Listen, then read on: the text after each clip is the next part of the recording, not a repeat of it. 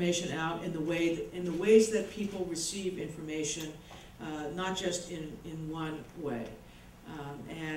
So if that's a collaboration, that's the kind of collaboration that we have and seek to foster. It's also, by the way, when I said we are seeking creativity and new ideas, this is an area that is ripe for lots of creative approaches. How do you find out about things as they occur? How do you validate the information that you are receiving? How do you keep updated on that information? How do you do it if some of your standard means of communication are no longer available? And you have to rely on a backup sort of network or system. I will give you an example, not cyberspace Dean related, but earthquake related.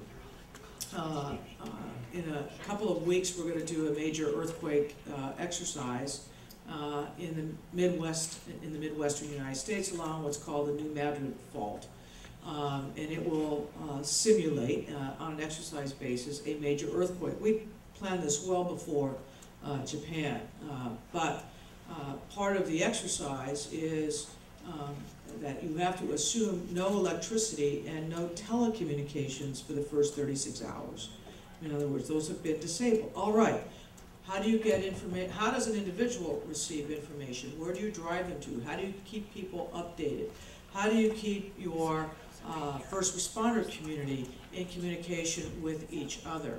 How do you work with your healthcare facilities, your shelter facilities, any critical infrastructure that could be impacted, like a nuclear reactor? All of those questions have to be answered in an environment where the things you would normally rely upon are no longer reliable. And so now you have to look at the variety of systems out there in the world used for communication and ascertain what would people be driven to and how could they best receive information even as you try to reestablish the communications systems that existed prior to the disaster. We have some ideas. We're putting those into effect, but this is an area, like I said before, ripe for creativity, ripe for innovation, and for which there is a huge ongoing need. There are a ton of very interesting questions, but this will be the last one. It's also the most provocative of the ones that I still have here.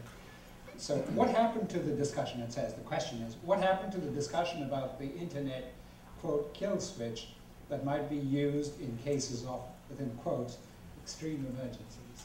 Ah, yes.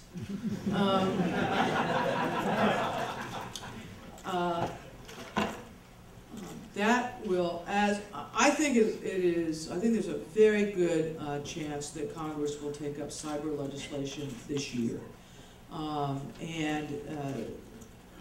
The Senate looks like it's beginning to coalesce. The House has some real interest in this. Everybody knows that in this area that from a governmental perspective is still in its infancy. There's need for kind of an overall statutory approach that in large part will confirm, I think, the division of roles and responsibilities that I've described for you this afternoon. The idea of an absolute internet kill switch, I'm not sure how much potency it has legislatively, but I think, Dean, it will be part of the dialogue and discussion and to and fro's that will happen in the discussion of any proposed cyber legislation this year. So stay tuned.